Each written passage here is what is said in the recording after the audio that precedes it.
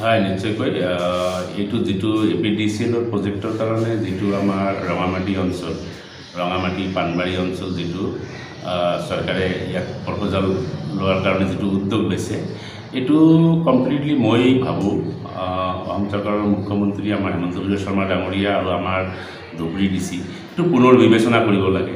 ইয়াত যথেষ্টখিনি আমাৰ অনুষ্ঠান প্ৰতিষ্ঠান আছে, যেনে নবোদয় বিদ্যালয় আছে, আমাৰ পানবাৰী মছজিদ আৰ্কলজিকেল আছে, আৰু তাৰ পিছতে ইয়াত নবাবী ঈদগাহ আছে। ঐতিহাসিকভাৱে এই বস্তুবিলাক আছে। ইয়াত Rangamati college, junior college, senior college, 9-10খনমান LP স্কুল আছে।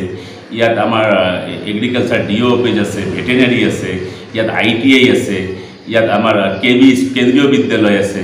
তো চাওক ইমান বৰ অনুষ্ঠান ইয়াত থকাৰ পিছত ইয়াত APDCL কাৰণে এইখন জমি যে গ্ৰহণযোগ্য, আৰু লগতে আমাৰ ফাইনেল পাৰ্টটা থকা আমাৰ ৰেভিনিউ ভিলেজ কেইবাখন মই চাইছোঁ নটিফিকেশ্যনত ওলাইছে বস্তুখিনি, মানে Alamganj part 1, part 6, part 5, part 4 এইবিলাক আমাৰ ফাইনেল পাৰ্টটা থকা অঞ্চল। এই অঞ্চলবিলাকতো কেতিয়াও আমি মানি ল'ব নোৱাৰি। এই অঞ্চলবিলাকত যুগে যুগে বসবাস কৰা মানুহখিনি খেতি পথাৰৰ লগতে তেখেতসকলৰ ঘৰ আৰু বিভিন্ন অনুষ্ঠান প্ৰতিষ্ঠান বনাই কেনে স্থায়ীভাৱে 600 বছৰ ধৰি ইয়াত বসবাস কৰি আছে। এইখিনি APDCLক দিব বুলি চৰকাৰে জোৰ কৰি এই পাট্টাখিনি মানে পাট্টা থকা জমিখিনি ল'ব বিচাৰিছে। এইটো কিন্তু গ্ৰহণযোগ্য হ'ব নোৱাৰে। আমি এইটো বিৰোধ কৰিছোঁ আৰু মই বিচাৰিম এইটো সৰজমিন তদন্তমূলক ইমান অনুষ্ঠান প্ৰতিষ্ঠান থকাৰ পিছত যদি এইখন অঞ্চল আমাৰ গৌৰীপুৰ সমষ্টিৰ মেৰুদণ্ড অঞ্চল, যিমান বৰ আগন্তুক দিনত ধৰি লওক এটা চাৰ্কেল অফিচ বনাব লাগিলে আমি ক'ত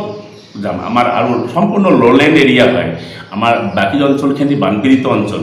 এই ঠাইডোখৰে আছে আমাৰ যিখিনি অফিচ আৰু ঘাট কাছাৰী কিবা বনাব হ'লে এই সৰু সুৰা যিখিনি খাচ আছে ভিতৰুৱাভাৱে আমি ইয়াত অফিচবিলাক বনাই আগন্তুক দিনত সমজিলা যদি আমি জিলাৰ হেডকোৱাৰ্টাৰ বনাব লাগে আমি ক'ত যাম? খাট জমি, এই সৰু সুৰা খাট জমিবিলাক আমি ইয়াতে বনাব লাগিব।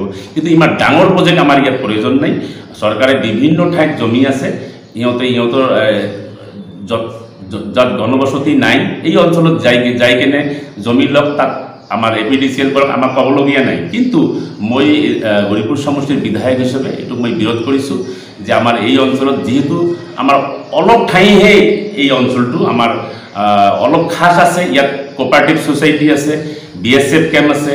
আমি আগন্তুক দিনত আমি ইয়াত ষ্টেডিয়াম বনাব খুজিছিলোঁ, 42 বিঘা জমি এইটোও কেঞ্চেল কৰিছে। জেলৰ কাৰণে যিটো এলটমেণ্ট আছিলে এইটোও কেঞ্চেল কৰিছে। BSFক যিটো জমি এলটমেণ্ট আছিলে এইটো কেঞ্চেল কৰিছে। ইয়াত CRPF কেম্প দিছিলে এইটো কেঞ্চেল কৰিছে। তো আমি সৰু সুৰা অনুষ্ঠান প্ৰতিষ্ঠান বনোৱাত আমাৰ আপত্তি নাই, কিন্তু ইমান ডাঙৰ প্ৰজেক্ট এটা ইয়াত ইমান মানুহ ক্ষতি কৰি 10,000 ভোটাৰ থকা আৰু 30-35,000 পপুলেশ্যনক এফেক্ট কৰি এনেকুৱা ডাঙৰ প্ৰজেক্ট আমাৰ ইয়াত কেতিয়াও হ'ব দিব নোৱাৰি। আমাৰ ইয়াত বহুত এফেক্ট হ'ব। বহুত মানুহ ইয়াত যুগে যুগে বসবাস কৰি আছিলে আৰু সম্পূৰ্ণৰূপে চাইছে এতিয়া বিভিন্ন দল সংগঠনে আহি ইয়াত উচনি দিছে। মই উচনি দিয়া ব্যৱহাৰটো বিৰোধ কৰিছোঁ। তেখেতসকলে যাতে ইয়াত আমাৰ ৰাইজক লৈ কেনে উত্তেজনা কৰিব নালাগে। আমি শান্তিপ্ৰিয়ভাৱে ডিষ্ট্ৰিক্ট এডমিনিষ্ট্ৰেশ্যনৰ লগত আলোচনা কৰিম। লাগিলে মই CMৰ তাতো যাম, বস্তুখিনি মই বুজাই দিম। 2 দিন মই অসমত নাছিলোঁ, আমাৰ আজমল চাপৰ বেমাৰ আছিলে, মই মুম্বাইত গৈছিলোঁ। তো মই যোৱা ৰাতি আহি পাইছোঁ।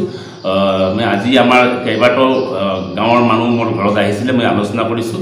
তেখেতসকলক যাতে কোনো অপ্ৰীতিকৰ পৰিস্থিতি নকৰে মই তেখেতসকলক আহ্বান কৰিম। বিভিন্ন দল সংগঠন গৈ উচনিমূলক বক্তব্য দিব, তেখেতসকলক চাথ দিব নালাগে। আমি শান্তিপ্ৰিয়ভাৱে আমি ডিষ্ট্ৰিক্ট এডমিনিষ্ট্ৰেশ্যনৰ লগত বহি আলোচনা কৰি আমি ফাইনেল পাৰ্টটা যদি আমি এৰি নিদিওঁ, জোৰ কৰি গভৰ্ণমেণ্টে নিশ্চয় ল'ব নোৱাৰিব। আৰু এই প্ৰজেক্টৰ কাৰণে এইখন অঞ্চল কেতিয়াও গ্ৰহণযোগ্য হ'ব নোৱাৰে। গতিকে মই অনুৰোধ কৰিম আমাৰ মাননীয় মুখ্যমন্ত্ৰীক, আপুনি সৰজমিন তদন্ত কৰক, আপুনি সৰজমিনত আহক, আমি সহযোগিতা কৰিম। ইয়াত চাওক কিমান ডাঙৰ ডাঙৰ অনুষ্ঠান প্ৰতিষ্ঠান আছে। এই প্ৰতিষ্ঠানবিলাক আগৰ পৰাই ইয়াত নবাবী ঈদগাহ আছে, ইয়াত পানবাৰী মছজিদ আছে, আৰ্কলজিকেল হোসেন ছাৰ পিৰিয়ডৰ পৰা, মিৰ্জু মোল্লাৰ পিৰিয়ডৰ পৰা ইয়াত আমাৰ এই মানুহখিনিৰ অৱস্থিতি আছিলে। যিয়ে নহওক, যদি চৰকাৰী সৰু সুৰা অনুষ্ঠান কিবা পাতিব লগা আছে এইটো আমি সহযোগিতা কৰিম নিশ্চয়কৈ। কিন্তু ইমান ডাঙৰ প্ৰজেক্ট আৰু ফাইনেল লেণ্ড থকা কিছুমান ৰেভিনিউ ভিলেজ, আমাৰ SC মানুহখিনিয়া, কিছুমান নাথযোগী মানুহ, আমাৰ এই ফাৰ্মৰ 2800 বিঘাৰ ভিতৰত 400 বিঘা আমাৰ গাৰো বস্তিৰ নামত আছে। ট্ৰাইবেল আমাৰ নেপালী মানুহখিনি আছে।